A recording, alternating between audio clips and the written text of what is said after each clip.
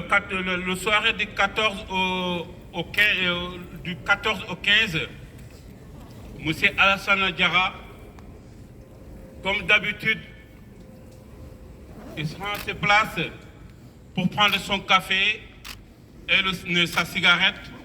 Comme vous le savez, dans les lieux publics, c'est interdit de fumer. À chaque soir, M. Alassane Diarra se rendait à ses places prendre son café. Cette nuit, la patrouille de la police l'a trouvé ici, avec son tasse de café, comme celle-là. Ils ont changé de parole. C'est là où ils ont commencé à tabasser M. Alassane Diarra. On appelle lui pour manifester que la justice soit claire. On vous remercie d'être là et on remercie le quartier 20e et on remercie les associations du quartier qui sont en face, qui ont fait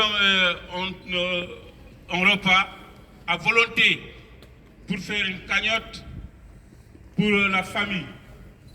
Voilà, donc merci, je donne la parole à mon collègue Ladi Saro. Merci.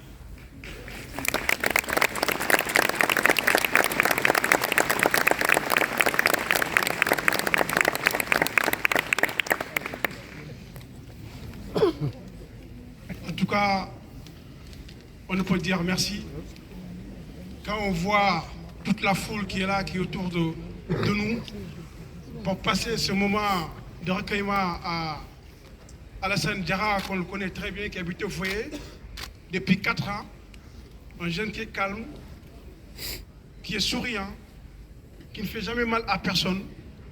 Il s'est fait violemment tabasser par la police. Et malheureusement, Hassan est décédé. C'est très triste. Nous sommes en colère. On sait que tout le monde est en colère. Toutes les associations sont en colère. Nous sommes très tristes de ce qui s'est passé.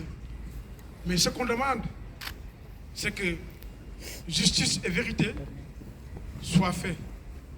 On compte sur l'État, on compte sur les sénateurs, on compte sur les députés, on compte sur les maires pour que la lumière soit faite sur cette affaire. Il y a 6 mois de cela, M. Gary Mamadou, habitant du foyer du 20e, au siège finalisé, il a été interpellé à l'entrée du foyer et il a été rapatrié sauvagement au Mali. Et là, on a encore 6 mois après, Alassane Diarra, habitant du foyer du 20e arrondissement, qui ne travaille pas et qui est aussi malade, qui a une maladie un peu légère, handicap, interpellé et aussi tué. Ça fait très mal. Donc nous voulons que cela cesse. Les étrangers qui sont là, qui vivent dans les foyers, ne sont pas des animaux non plus. Ce sont des êtres humains, ce sont des travailleurs. Donc ils ont quitté leur pays pour subvenir les besoins de la famille, pour retrouver la sécurité, mais pas se faire tuer. Donc à un moment donné, il faut s'arrêter.